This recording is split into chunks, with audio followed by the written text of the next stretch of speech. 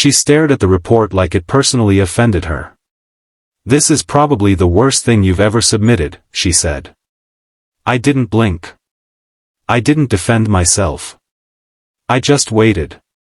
Because the format, the wording, even the structure was hers. And in about 30 seconds, my boss was going to realize she had just shredded her own work. 19 years ago, I took what I thought was a career-defining job at State Street Bank in Boston. It was pitched as elite. Mini-project team. High visibility. Strategic operations. Senior vice president exposure. It sounded like rocket fuel for a young professional. Instead, it was a mushroom farm. Kept in the dark. Fed garbage. And at the center of it all was Paula. If you've ever had a boss who made your stomach tighten when you saw their name pop up in Outlook, you know the type. Paula wasn't loud. She didn't scream. She did something worse. She dissected every sentence. Every comma. Every font choice. Never the numbers. Never the substance. Just the formatting.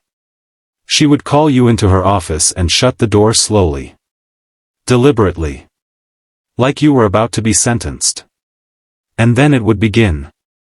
One of my responsibilities was preparing a weekly report on oil warrants out of Nigeria.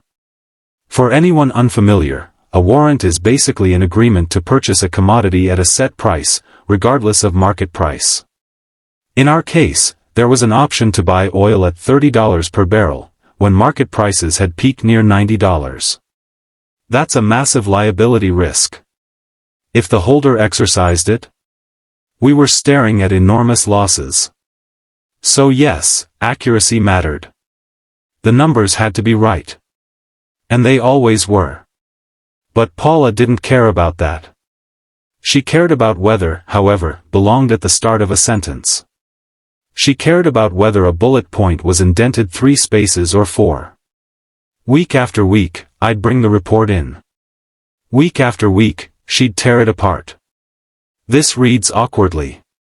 This structure makes no sense. This phrasing is weak. I don't like this tone. She never once said the numbers were wrong.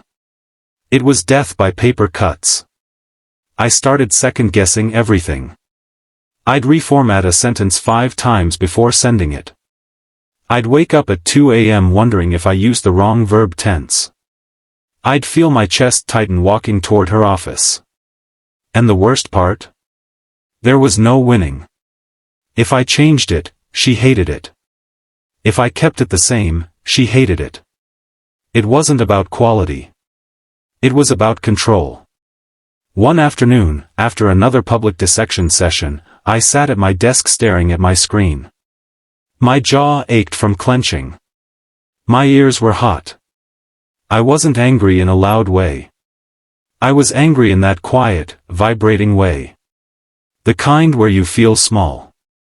Powerless. Undervalued. And I remember thinking, if nothing I do is right, what would right even look like? That question changed everything. A few days later, I was digging through shared network folders looking for historical data. And I found it. An old project folder. Same type of reporting. Same structure. And the author? Paula. Before she had a team. Before she had power. Before she had minions to criticize. I opened one of her old reports. Then another. Then a cover letter. I leaned closer to the screen. The formatting. The phrasing. The structure. It was familiar.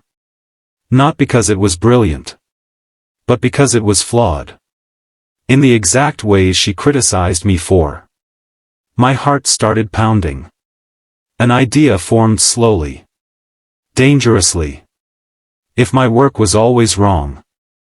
What if I used hers? This wasn't a rash decision. I thought about it for days. This wasn't about embarrassing her. It was about testing something. Was she actually reviewing for quality? Or was she just asserting dominance? So I rebuilt my entire weekly report. Using her template. Her structure. Her formatting quirks. I even mirrored her cover letter language, verbatim in places, just swapping out numbers and relevant data. When I finished, I stared at it. It felt like holding a loaded weapon. I printed 2 copies. One for submission. One for comparison. I walked into her office. She didn't look up at first. Just held out her hand. I gave her the report. She skimmed. And then it started. Her brow tightened. Her lips pressed thin. Her pen tapped faster. This is not good. I stayed silent. What happened to your old format? I said calmly, since you didn't seem to like what I'd been doing, I thought I'd change it. She flipped pages aggressively. This is worse than before. Worse than before. She continued. This structure is confusing. The tone is inconsistent. This cover letter is weak. She went on for several minutes. I just watched. Blank expression. Heart steady. She finally stopped and looked at me. What were you thinking when you made these changes? And that was my moment. I didn't smile. I didn't smirk. I kept my voice level. I used the formatting and language from a similar project you completed a few years ago. I found the folder on the network and modeled this directly after your reports. And then I placed the second stack of papers on her desk. Her reports. Her letters. Highlighted. Side by side. You could feel the oxygen leave the room. She looked at the papers. Then at me. Then back at the papers. Her face didn't turn red. It didn't explode. It just froze. That dumbstruck, recalculating expression. I asked gently, if this format is bad, should I go back to mine? Silence. Ticking clock. She flipped through the comparison pages again. Then without looking at me, she signed the report. They're fine as is. Send them.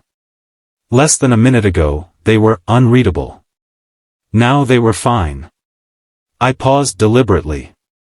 Just confirming they're good to send? She nodded stiffly. We don't have time to redo them. Translation. I cannot admit I just criticized myself. I walked out of her office with the signed report. And for the first time since working there, my shoulders felt light. Most people would have stopped there. Not me. Because something fascinating happened. The next week? I did it again. Her format. Her phrasing. Her structure. She began criticizing. Midway through, I'd quietly mention, that section is from your 2004 file. She'd stop. Adjust course. Sign off. I had saved everything. Every old report. Every cover letter. Locally. Backed up. She eventually figured it out. One afternoon she asked, suspiciously, have you been using my old work? I said calmly, I created SOPs based on your past reports. It seemed logical to use proven material. Logical. Professional. Bulletproof. She couldn't argue with that. Soon after, I noticed the old folders disappearing from the network. Deleted. Moved. Cleaned up. But it didn't matter. I already had them. The power dynamic shifted quietly. She still criticized. But it was cautious now. Measured. Because she knew I might have receipts. Here's the thing about toxic bosses. They thrive on unchecked authority. On you shrinking. On you apologizing for existing. The moment you calmly, professionally hold up a mirror, their control weakens. I didn't yell. I didn't insult her. I didn't sabotage anything. I just exposed inconsistency. And that was enough. For the first time, I stopped feeling small. I stopped rehearsing apologies. I started walking into her office without that tightness in my chest. The fear was gone. Because I knew something she didn't want to face. She wasn't infallible. The real revenge wasn't the first reveal. It was the repetition. It was watching her begin to edit herself mid-criticism. It was the hesitation before she spoke. It was the subtle shift from predator to cautious supervisor. There was one particular week that sealed it. She began her usual routine. This paragraph. She stopped. Her eyes scanned it more carefully. She flipped to another page. Then another. She closed the folder. It's fine. That was it. No lecture. No performance. Just, it's fine. And in that tiny sentence was something beautiful. Recognition. She knew. And so did I. I wasn't powerless anymore. Sometimes revenge isn't loud. It isn't explosive. It's quiet. It's holding up a mirror and letting someone confront themselves. And sometimes the sweetest justice is making someone realize they've been arguing with their own reflection. If this story made you smile even a little, hit that like button. Drop a comment and tell me, what's the most satisfying workplace revenge you've ever seen?